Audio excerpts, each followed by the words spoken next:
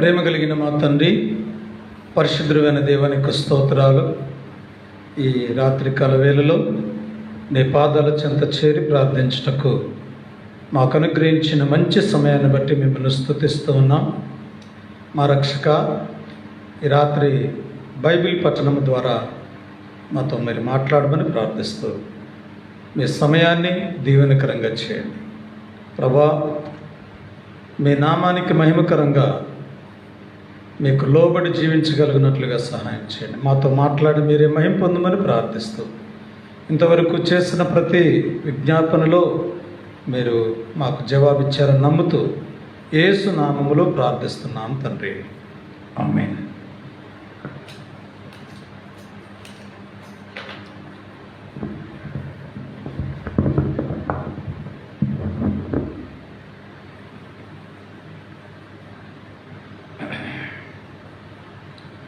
కీర్తనలు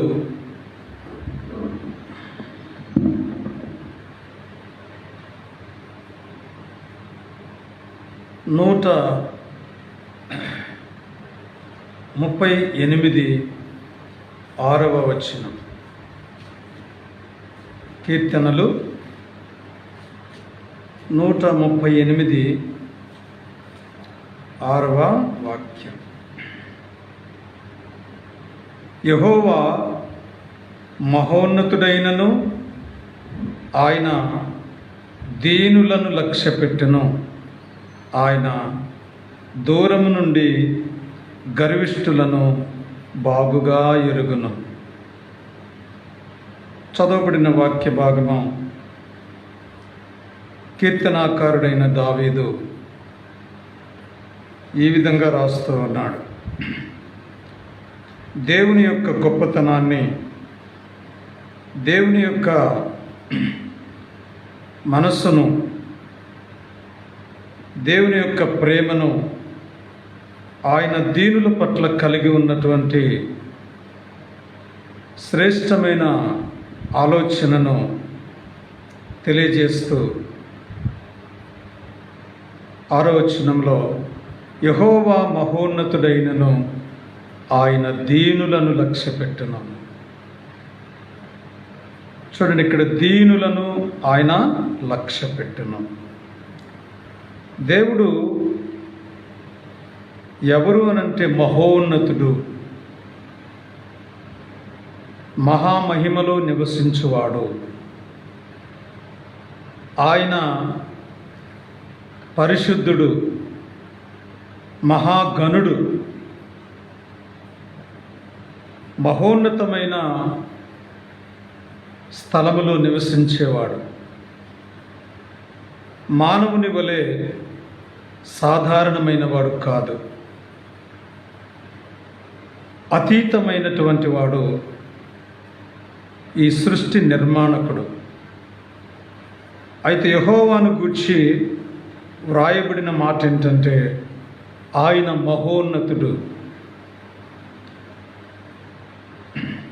మహోన్నతుడు అనంటే ఈ లోకములో, ఈ సర్వ ప్రపంచములో ఆయనను పోలినవాడు లేడు. అందరికంటే ఆయన మహోన్నతుడు అనేది ఇక్కడ మనకు అర్థమైంది. ఈ మహోన్నతమైన దేవుడు, మహామహిమలో నివసించు దేవుడు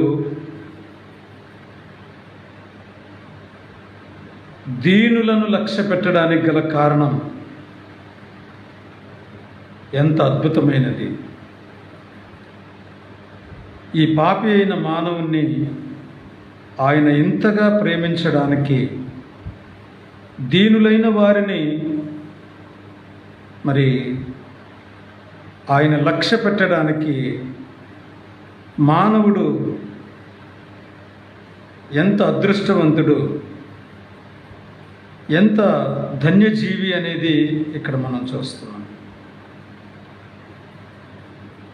దీనులను ఆయన లక్ష్య పెడతాడు అని దావీదు తన జీవితంలో ఈ సత్యాన్ని ఎరిగాడు గనుక ఆయన ఈ మాట రాయగలిగాడు.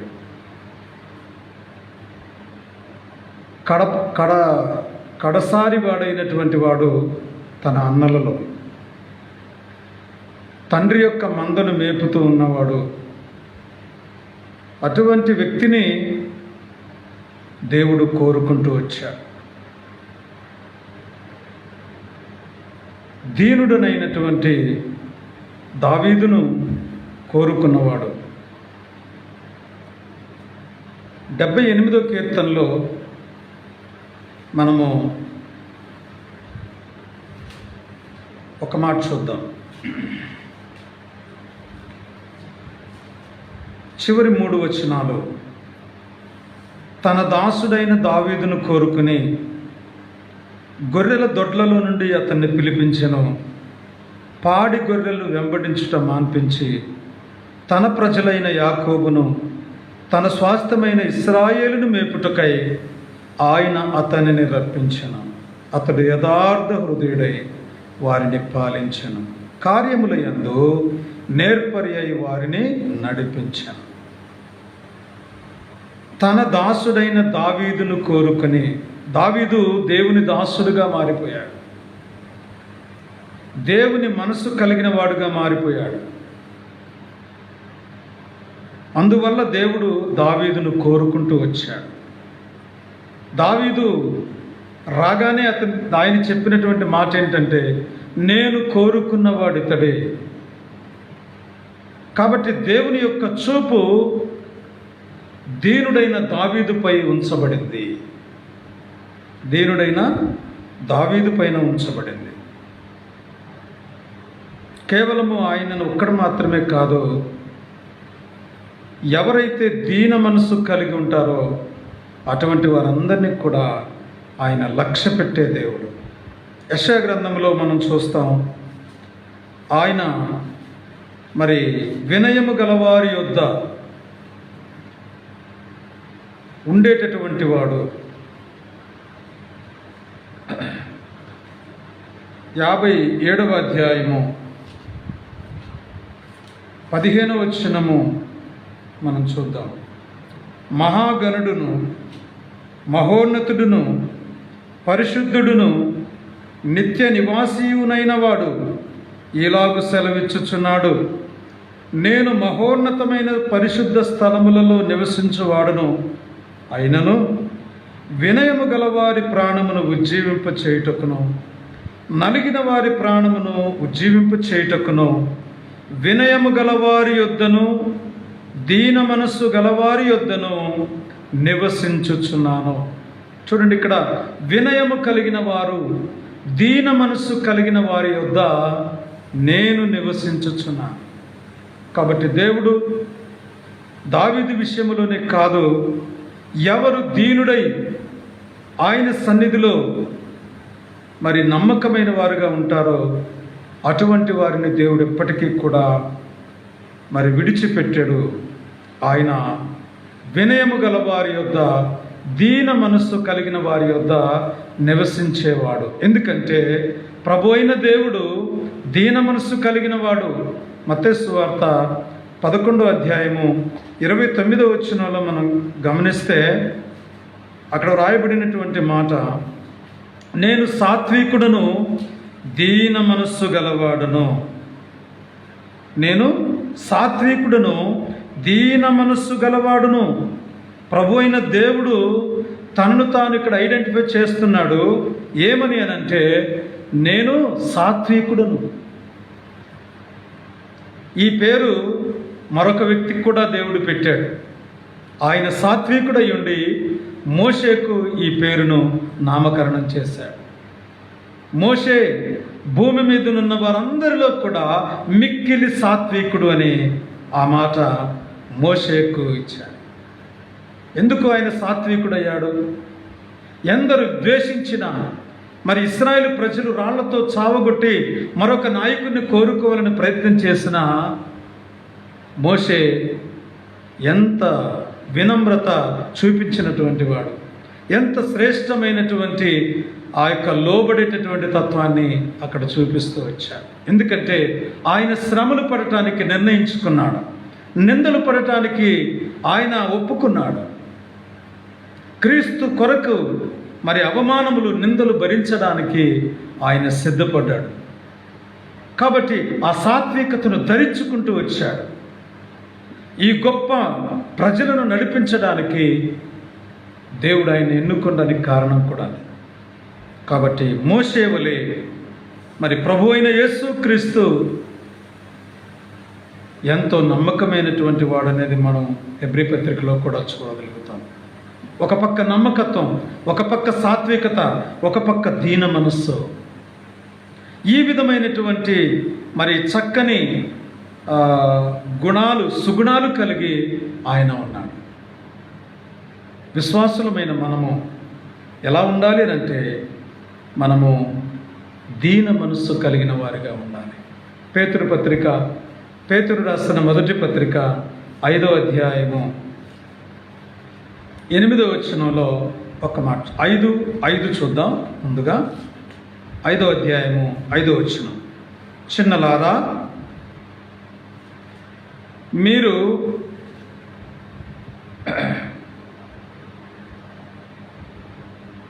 పెద్దలకు లోబడి ఉండుడి, మీరందరూ ఎదుటివాని ఎడల దీన మనస్సు అను వస్త్రమును ధరించుకొని మిమ్మను అలంకరించుకొనుడి. దీన మనస్సు అను వస్త్రమును ధరించుకొని ఏం చేయాలంట? మిమ్మను మీరు అలంకరించుకొనుడి. ఈ దీన మనస్సు అనేటటువంటిది ఒక అలంకరణ. అలంకరణ అంటే మరి సాధారణమైనటువంటి మనము కూడా మరి ఒంటి పైన కొన్ని అలంకరణలు చేసుకుంటూ ఉంటాం.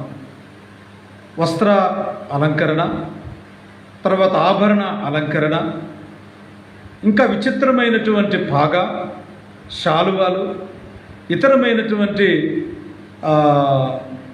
ఏ కార్యక్రమానికి తగ్గట్టుగా మనం ఆ విధంగా సిద్ధపడుతూ ఉంటాం.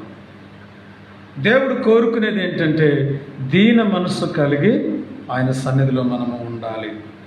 కాబట్టి ఇక్కడ దీన మనస్సు అనే వస్త్రాన్ని ధరించుకొని మనల్ని మనము అలంకరించుకునేవారుగా ఉండాలి. ఎప్పుడైతే మనము దీన మనస్సు కలిగి మనల్ని మనము అలంకరించుకొని ఉంటామో ప్రభు అయిన యేసుక్రీస్తు మనలను లక్ష్య పెట్టేవాడుగా ఉంటాడు. ఆయన మనలను మరి విడిచిపెట్టేవాడుగా కూడా ఉండడు. పూర్వకాలంలో ఇశ్రాయేలు ప్రజలు తమను తాము తగ్గించుకున్న సందర్భాలలో ఆయన వారిని లక్ష్య పెట్టినట్లుగా మనం చూస్తాం. ఆయన వారిని లక్ష్య పెట్టినవాడు. నిర్గమాకాండము 2వ అధ్యాయంలో మనం చూస్తాం. నిర్గమాకాండము 2వ అధ్యాయం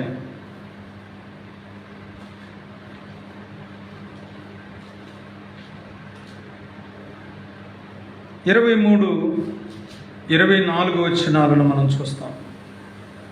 అలాగూ అనేక దినములు జరిగిన మీదట ఐగుప్తు రాజు చనిపోయెను. ఇశ్రాయేలీయులు తాము చేయుచున్న వెట్టి పనులను బట్టి నిట్టూర్పులు విడుచుచు మొరపెట్టుచుండగా తమ వెట్టి పనులను బట్టి వారు పెట్టిన మొర దేవుని యొద్దకు చేరెను. కాగా దేవుడు వారి మూలుగును విని అబ్రహాము, ఇస్సాకు, యాకోబులతో తాను చేసిన నిబంధనను జ్ఞాపకముంచుకొనెను. 25వ వచనం, దేవుడు ఇశ్రాయేలును చూచెను, దేవుడు వారి యందు లక్ష్యముంచెను. ఏం చేశాడంట? ఆ ప్రజలను చూచాడు, వారు పెట్టిన మొరను విన్నాడు. మోషేతో చెబుతున్నాడు, నిశ్చయముగా నేను వారి యొక్క శ్రమను చూశాను, వారు పడుతున్నటువంటి బాధను నేను కన్నులారా చూశాను. నా ప్రజలు పడుచున్నటువంటి ప్రతి బాధ నా కన్నులతో నేను చూశాను. 3వ అధ్యాయము 7వ వచనం చదువుతున్నాను. మరియు యెహోవా ఇట్లనెను, నేను ఐగుప్తు దేశములోనున్న నా ప్రజల బాధను నిశ్చయముగా చూచితిని. పనులలో తమ్మును కష్టపెట్టుచున్న వారిని బట్టి వారు పెట్టిన మొరను వింటిని, వారి దుఃఖములు నాకు తెలిసే ఉన్నవి. కాబట్టి దేవుడు ఈ ప్రజలను లక్ష్య పెట్టడానికి వీరు ఎంతగానో తగ్గించుకొని ప్రార్థన చేస్తూ వచ్చారు. తమ ప్రాణములు అరిచేత పట్టుకొని మొరపెడుతూ వచ్చారు. ఈ ప్రజలకు సహాయకుడిగా దేవుడు సిద్ధపడ్డాడు. వారి యందు లక్ష్యముంచడానికి ఆయన సిద్ధపడ్డాడు. అబ్రహాము, ఇస్సాకు, యాకోబులకు తానిచ్చిన నిబంధనను జ్ఞాపకము చేసుకున్నటకు సిద్ధపడ్డాడు. దేవుడు మరిచిపోయేవాడు కాదు. కాబట్టి దీనులైన వారిని దేవుడు ఏం చేస్తాడంట? లక్ష్యముంచుతాడు. యెహోవా మహోన్నతుడైనను ఆయన దీనులను లక్ష్యపెట్టెను. మరి ఈ రాత్రికాల సమయంలో దేవుని వాక్యము వింటున్నటువంటి మనము ఏ విధమైనటువంటి వారము? మనము దీనులమా లేక గర్విష్ఠులమా? ప్రభు అంటున్నాడు, మరి గర్వముగా నటించు వారిని నేను కనిపెట్టుచున్నాను, అహంకారులను ఎదిరించి దీనులకు కృప అనుగ్రహించునని రాయబడింది.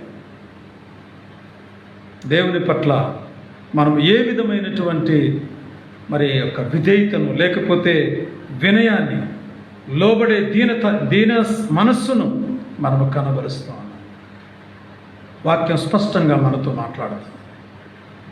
దేవుడు దీనులను లక్ష్య పెడతాడు. మరొక విషయం ఏంటంటే, దేవుడు దీనులు చేసిన ప్రార్థన వింటాడు. కీర్తనలు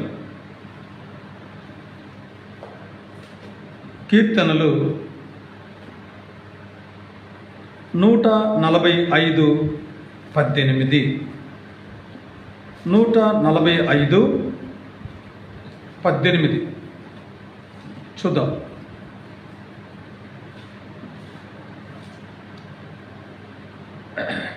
తనకు మొరపెట్టు వారికి అందరికీ, తనకు నిజముగా మొరపెట్టు వారందరికీ యెహోవా సమీపముగా ఉన్నాడు. తన యందు భయభక్తులు గలవారి కోరిక ఆయన నెరవేర్చును. వారి మొర్ర ఆలకించి వారిని రక్షించును. కాబట్టి ఇక్కడ ఎవరి ప్రార్థన వింటాడంట? ఎవరి ప్రార్థన వింటాడు? తనకు మొరపెట్టు వారికి, తనకు నిజముగా మొరపెట్టు వారికి అందరికీ యెహోవా సమీపముగా ఉన్నాడు. నిజముగా మొరపెట్టకుండా మొరపెట్టినట్లుగా నటించే వారికి దేవుడు దూరంగా ఉంటాడు. ప్రభు చెబుతున్నాడు, నటించే ప్రార్థన దేవునికి ఇష్టము కాదు. పూర్వకాలంలో శాస్త్రులు, పరిసయ్యులు ఆ విధంగా ప్రార్థన చేసేవారు. వారు చేసిన ప్రార్థనల్లో లోపముంది. సమాజ మందిరాలలో, వీధులలో, మూలల్లో నిలబడి ప్రజలందరికీ వినబడటానికి బిగ్గరగా స్వరమెత్తి ప్రార్థన చేసేవాళ్ళు, దీవించేవాళ్ళు, యెహోవా నామమును బట్టి వారు మొరపెట్టేవాడు. కానీ అది దేని కొరకు అనంటే ప్రజలు వినాలని, ప్రజలు వాళ్ళను నీతిమంతులు అనుకోవాలని. అటువంటి ప్రార్థన పరిసయ్యులు, శాస్త్రులు, సద్దూకయ్యులు, ఇంకా మత అధికారులు, యూదా మత ప్రవిష్ట కలిగినటువంటి వారు కొంతమంది ఆ విధంగా చేసేవారు. అయితే వారి ప్రార్థన దేవుడు ఎంతమాత్రం కూడా వినలేదు. వారితో ఒక మాట చెప్పాడు, నేను మిమ్మును ఎరుగను, అక్రమము చేయువారులారా నా యొద్ద నుండి తొలగిపోండి అని చెప్పాడు. ఎవరి ప్రార్థన వింటాడు? దీనుల ప్రార్థన వింటాడు. 20వ అధ్యాయము 5వ వచనం కీర్తనలో మనం చూస్తాం, నీ ప్రార్థనలన్నీ యెహోవా సఫలపరచునుగాక. ఎవరి ప్రార్థన సఫలపరుస్తాడు? ఎవరి ప్రార్థనకు సమీపంగా ఉంటాడు? నా చెవులు దానిని ఆలకించును అన్నాడు. ఊరికినే ఆలకిస్తాయా ఆయన చెవులు? ఎలా పడితే అలా ప్రార్థన చేస్తే దేవుడు వినడు. దేవుడు మన ప్రార్థన వినాలి అని అంటే ప్రభు చెప్పినటువంటి మాట దినవృత్తాంతములు 2వ గ్రంథం 7వ అధ్యాయం 14వ వచనంలో, నా పేరు పెట్టబడిన నా జనులు తమ్మును తాము తగ్గించుకొని నన్ను వెదకి ఏం చేయాలంట? ప్రార్థన చేసి తగ్గించుకోవాలి, వెతకాలి, ప్రార్థన చేయాలి. అప్పుడే ఆకాశము నుండి నేను వారి ప్రార్థన ఆలకిస్తాను. ఈ స్థలమందు చేయబడు ప్రార్థన మీద నాకు కనుదృష్టి ఉంటుంది అని చెప్తా వచ్చాను. కాబట్టి దేవుడు దీనులను లక్ష్య పెట్టడం మాత్రమే కాదు, వారు చేసిన ప్రార్థన, ఇందాక మనము నిర్గమాకాండం 2వ అధ్యాయం 25వ వచనంలో దేవుడు ప్రజలను లక్ష్య పెట్టెను అనే మాట మనం చూస్తాం. ఇంకొక విషయం ఏంటంటే, యెహోవా మరి దీనులను ఇంకేం చేస్తాడంట, లక్ష్య పెట్టడం మాత్రమే కాదు, మరి తన ప్రజల పట్ల ప్రేమను బట్టి, తన ప్రజల మీద ఉన్న ఆ మమకారము, ఆ యొక్క అభిమానాన్ని బట్టి దేవుడు ఏం చేస్తున్నాడంటే వారికి ఒక దేశాన్ని ఇవ్వడానికి ఇష్టపడుతున్నాడు. మూడో విషయం, మొట్టమొదటిది దీనులను లక్ష్య పెడతాడు. రెండవది దీనుల ప్రార్థన ఆలకిస్తాడు. మూడవది ఆ దీనుల కొరకు ఒక దేశాన్ని సిద్ధపరిచాడు. బైబిల్లో వ్రాయబడినటువంటి ఆ మాట మనం చూద్దాం. ద్వితీయోపదేశకాండము 11వ అధ్యాయము 12వ వచనం. ద్వితీయోపదేశకాండము 11వ అధ్యాయము 12వ వచనం. అది ఆకాశ వర్ష జలము త్రాగును, అది నీ దేవుడైన యెహోవా లక్ష్య పెట్టు దేశము. ఆకాశ వర్ష జలము త్రాగగలిగినటువంటి దేశం అది.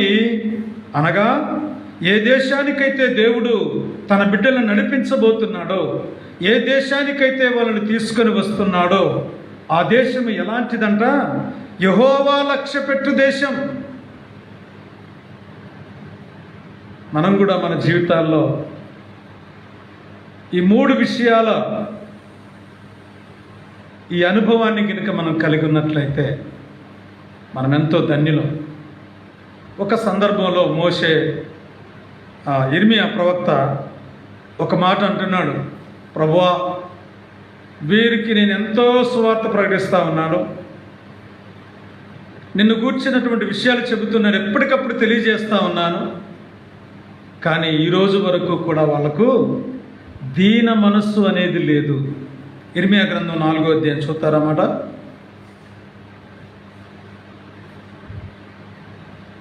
యిర్మీయా గ్రంథము 4వ అధ్యాయము ఒక్క మాట చూద్దాం.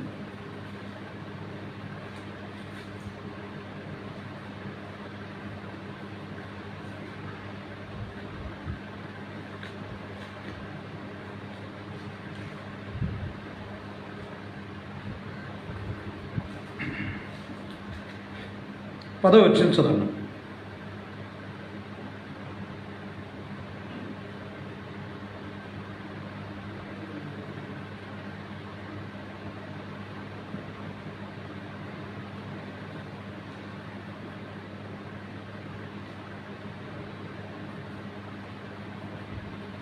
నేను చదువుతాను.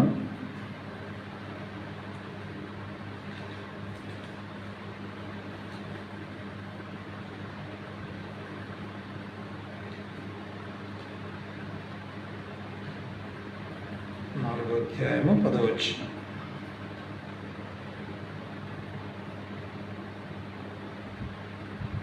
సారీ 14వ అధ్యాయము 10వ వచనం. యెహోవా ఈ జనులతో ఈ మాట సెలవిచ్చుచున్నాడు, ఈ జనులు తమ కాళ్లకు అడ్డము లేకుండా తిరుగులాడుటకు ఇచ్చగలవారు కనుక యెహోవా వారిని అంగీకరింపడు. ఇప్పుడు ఆయన వారి అక్రమమును జ్ఞాపకము చేసుకొనును, వారి పాపమును బట్టి వారిని శిక్షించును. కాబట్టి ప్రజలు అలాంటి వారు, కాళ్లకు అడ్డము లేకుండా తిరిగే ప్రజలు. కాబట్టి మరి దేవుడు వారి ప్రార్థన లక్ష్య పెట్టాలి అని అంటే, దేవుడు వారిని లక్ష్య పెట్టాలి అని అంటే, దేవుడు వారి దేశంను లక్ష్య పెట్టాలి అని అంటే, మరి ఈ ప్రజలకు ఏం కావాలనంటే దీన మనస్సు అవసరమైంది. అనేక సందర్భాలలో ఈ ప్రజలు దీన మనస్సు ధరించకుండా కఠినమైనటువంటి హృదయాన్ని వాళ్ళు కలిగినటువంటి వారుగా ఉన్నారు.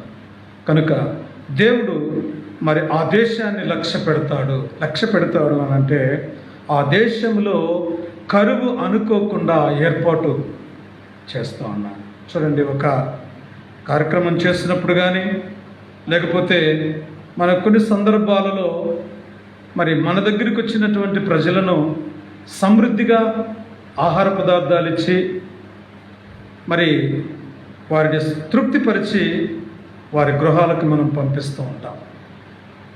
ఒకవేళ ఆ విధంగా వారిని తృప్తిపరచలేకపోయినట్లయితే ఎవరైతే వాళ్ళని పిలుస్తూ ఉన్నారో, ఎవరైతే వారికి ఆహ్వానం ఇస్తూ ఉన్నారో అటువంటి వారు పిలిచిన వాళ్ళను మోసం చేసినట్లుగా అవుతున్నారు. కనుక దేవుడు ఏం చేస్తూ వచ్చాడంటే ఐగుప్తు దేశంలో ఉన్నటువంటి ఆ ప్రజలను, అనగా ఐగుప్తు నుండి నా కుమారుని పిలిచి తిని అని ఒక మాట మనం చూస్తాం ప్రవచనం. అక్కడి నుంచి తీసుకొస్తున్నాడు అని అంటే అర్థం ఏంటి? వారి పట్ల ఒక బాధ్యత ఉంది. వారిని నడిపిస్తున్నాడు అని అంటే వారి పట్ల ఒక నాయకుడిని ఏర్పాటు చేసి వారికి మార్గంలో ఆహారం సిద్ధపరిచి ఆకాశ వర్షాన్ని వాళ్ళకిచ్చి తర్వాత పగలు మేఘస్తంభం రాత్రి అగ్నిస్తంభముగా ఆకాశం నుండి ఆహారాన్ని కురిపించి అంత మాత్రమే కాదు బండ నుంచి నీళ్లు రప్పించి ఇదంతా కూడా చేయటానికి గల కారణం ఏంటంటే ఆ ప్రజలు ఏమాత్రం కూడా బాధపడకూడదు. రొమ్మును ఆనించుకొని మోస్తున్నాడు, రెక్కల మీద ఆయన మోసుకొని వెళుతున్నాడు. ఇలా తీసుకొని వెళుతున్నటువంటి దేవుడు ఒక మాట చెప్పాడు, బాబు మిమ్మల్ని తీసుకొని వెళ్ళే దేశం సాధారణమైనది కాదు, ఇది పాలు తేనెలు ప్రవహించు దేశం. అక్కడ పాలు తేనెలు ప్రవహిస్తాయి, ఇక్కడ నీళ్లు కూడా ప్రవహించవు. కొన్ని ప్రాంతాల్లో ఆ విధంగా మరి ఎండినటువంటి భూములే కనబడుతూ ఉంటాయి. కానీ దేవుడు లక్ష్య పెట్టిన దేశము సస్యశ్యామలమైంది. అది ఎప్పుడూ కూడా మరి శ్రేష్టమైన ఆహారాన్ని కలుగజేస్తాం.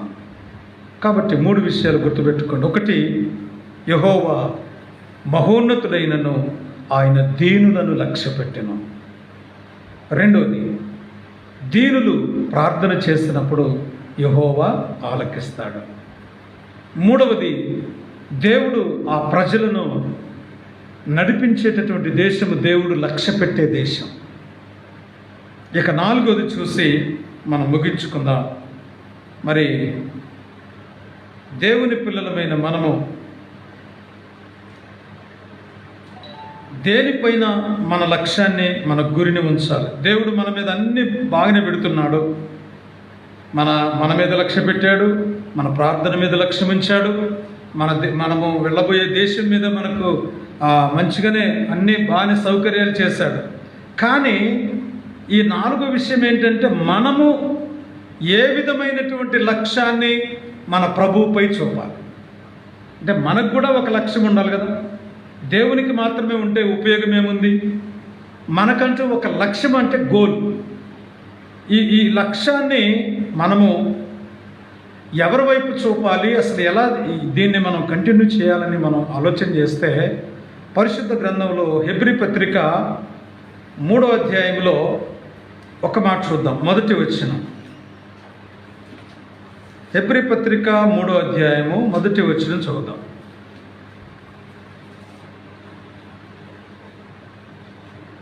తీసారా?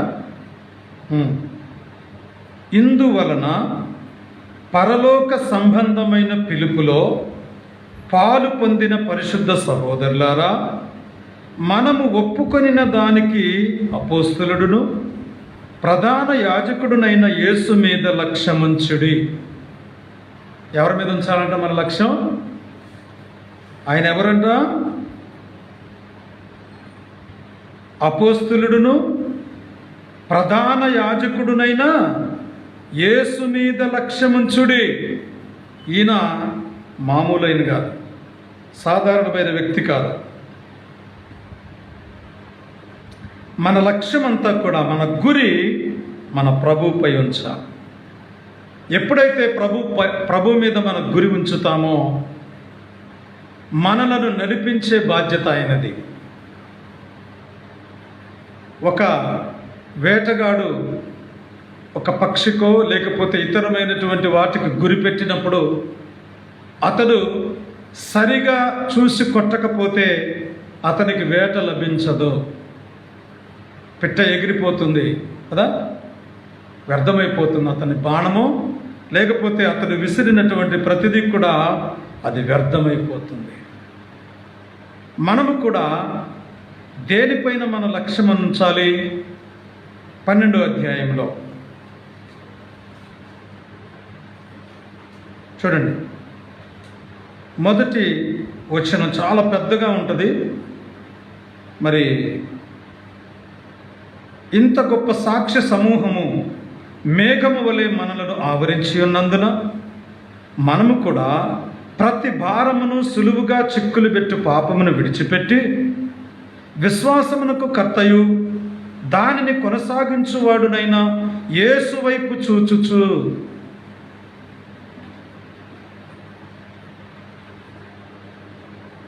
ఎటువైపు చూడాలంట? యేసు వైపు చూడాలి. లుక్ అంటూ జీసస్. మనము యేసు వైపు చూడగలిగితే, ఆయన వైపు లక్ష్యం ఉంచగలిగితే, మన జీవిత పోరాటంలో ఆయనపై ఆధారపడి జీవించగలిగితే, ఎందుకంటే అనేక సందర్భాలలో మనము మన మీదే ఆధారపడుతూ ఉంటాం, మనము ఇతరుల మీద ఆధారపడుతుంటాం, మనము మరి డబ్బుపై ఆధారపడుతూ ఉంటాం, మరి బలాఢ్యులను నమ్ముకుంటూ ఉంటాం. కానీ దేవుడు వాక్యం చెబుతుంది, మీరు నమ్ముకోవలసినటువంటిది డబ్బు కాదు, మిమ్మల్ని మీరు కాదు, లోకాన్ని కాదు, ఈ లోక సంబంధమైనటువంటి వాటిని కాదు, యేసు వైపు లక్ష్యం ఉంచాలి. ఎందుకంటే ఆయన విశ్వాసమునకు కర్త, ప్రధాన యాజకుడు. అంతేకాదు ఆయన గురించి రాయబడింది, ఆయన గొప్ప అపోస్తలుడు. ప్రభువైన యేసు వైపు మనం చూడగలిగితే, ఆయన వైపు చూస్తే ఏం జరుగుద్ది? ఆయన మన వైపు చూస్తే మనకు మేలు, కానీ మనం ఆయన వైపు చూడటం ఏంటి అనుకుంటున్నారా? వాక్యం ఏం చెప్తుందంటే 34వ కీర్తనలో ఒక మాట చూద్దాం. యేసు వైపు చూచినప్పుడు